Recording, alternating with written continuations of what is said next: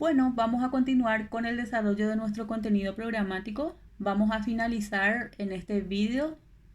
Vamos a estar desarrollando ya las dos últimas unidades, que son la 24 y la 25. Dado que son más breves que las anteriores, los voy a hacer en un mismo vídeo, que es este.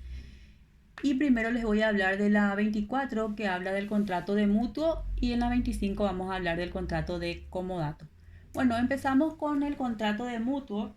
Para conocerlo un poco mejor, vamos a dar primeramente una definición, que es la que está estipulada en el artículo 1292 del Código, que dice que por el contrato de mutuo o préstamo de consumo, o sea, se llama contrato de mutuo o se llama también contrato de préstamo de consumo.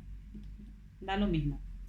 Bueno, por este tipo de contratos, una parte entrega en propiedad a la otra una suma de dinero u otras cosas fungibles que esta última está autorizada a consumir, con la obligación de restituirlas en igual cantidad, especie y calidad al vencimiento del plazo estipulado.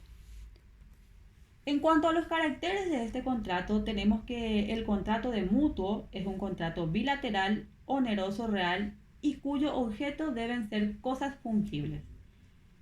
Bueno, no solo el beneficiario se reduce al uso de la cosa en este tipo de contratos, sino que también adquiere el dominio de ella, aunque posteriormente tenga que restituirla. En el mutuo, el mutuante se obliga a transferir la propiedad de una suma de dinero o de otras cosas fungibles al mutuario, quien a la vez se obliga a restituir otro tanto de la misma especie y calidad. Puede ser con interés o sin él, según se haya pactado. Para que el préstamo o mutuo deje de ser oneroso y se convierta en gratuito, los contratantes deben estipular la cláusula en forma expresa. Bueno, tenemos que también referirnos a la promesa de mutuo, que es la que está en el artículo 1293 de la norma, y dice: la mera promesa de mutuo será obligatoria para ambos contratantes cuando fuera a título oneroso, y solo para el promitente en caso de serlo a título gratuito. Continúa diciendo la norma que el autor de la oferta podrá revocarla y negarse a la entrega si quien debiere recibir la cosa experimentare una disminución de su responsabilidad patrimonial que pusiera en riesgo su reintegro. Y finaliza diciendo: si tal situación ya existía al convenirse la promesa, tendrá el mismo derecho siempre que entonces lo hubiere ignorado.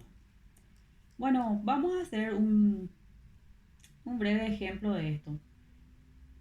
Vamos a decir que tenemos una persona que va a partir de viaje a otra ciudad del extranjero, sin saber la duración de su estadía en esa ciudad, y no queriendo llevar consigo una importante suma de dinero a dicho país, que bien podría no ser corriente en otros países que también esperaba, ¿verdad?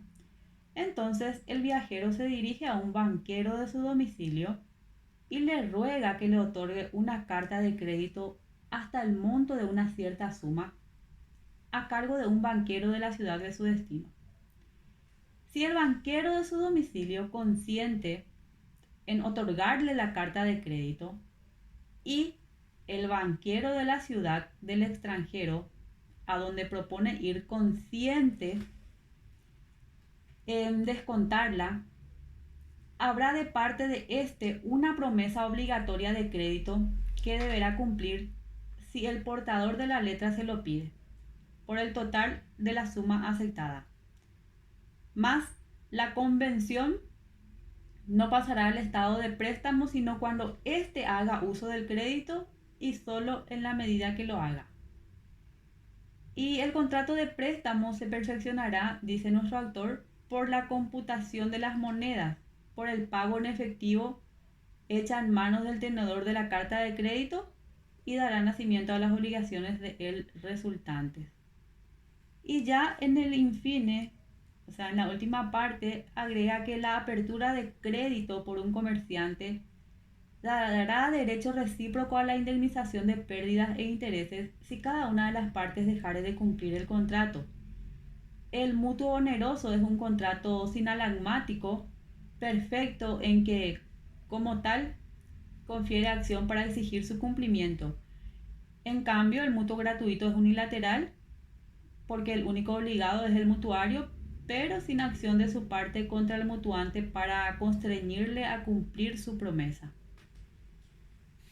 Vamos a hacer una breve diferencia entre el comodato y el mutuo. El comodato vamos a estudiar en la siguiente unidad, pero ya vamos a dar la diferencia para no confundirlo.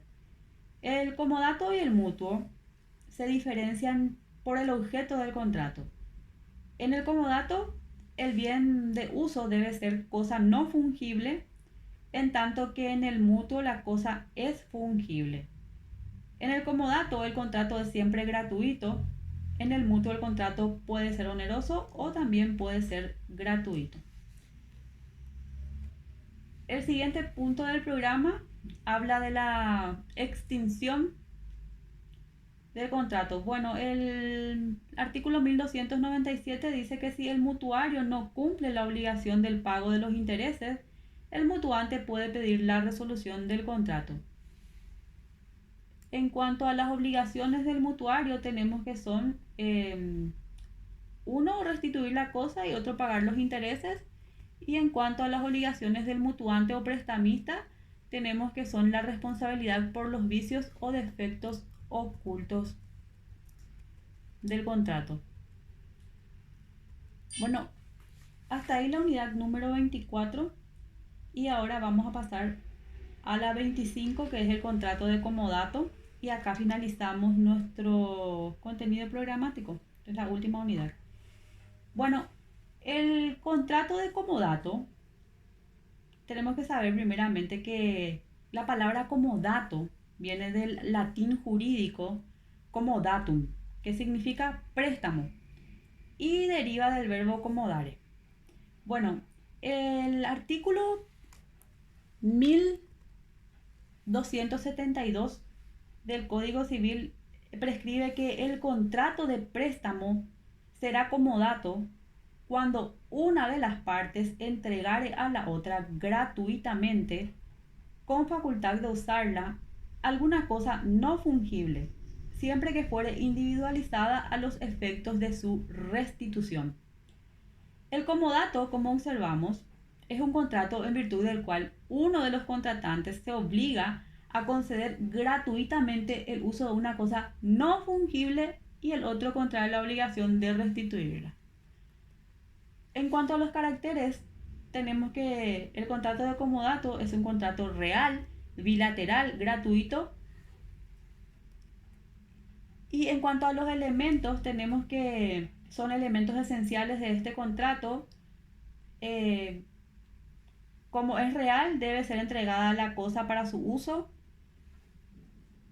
que la cosa debe ser no fungible, es decir, que no pueda ser reemplazada por otra de la misma especie, cantidad y calidad, y que sea individualizada a los efectos de su restitución.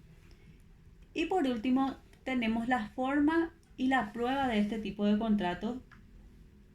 El artículo 1273 de nuestro Código Civil habla sobre ello. El contrato de comodato no está sujeto a forma alguna y puede ser probado por todos los medios de prueba. O sea, este contrato no exige formalidades, dado que no se opera tradición de la cosa. El comodato sobre bienes raíces o sobre bienes registrables tampoco admite formalidades, inclusive escritas. Pero es oportuno advertir que si el propietario quiere deslindar responsabilidades con respecto de la cosa en uso, sería oportuno que registre el contrato para que los terceros estén en conocimiento del acto celebrado. Y por último, la prueba puede ser ofrecida por todos los medios previstos en el Código Procesal Civil y Comercial.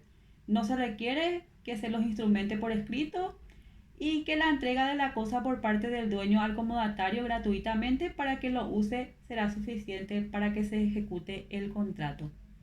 Bueno, hasta aquí nuestro desarrollo de la unidad 25 y también la última. Muchísimas gracias por la atención de siempre.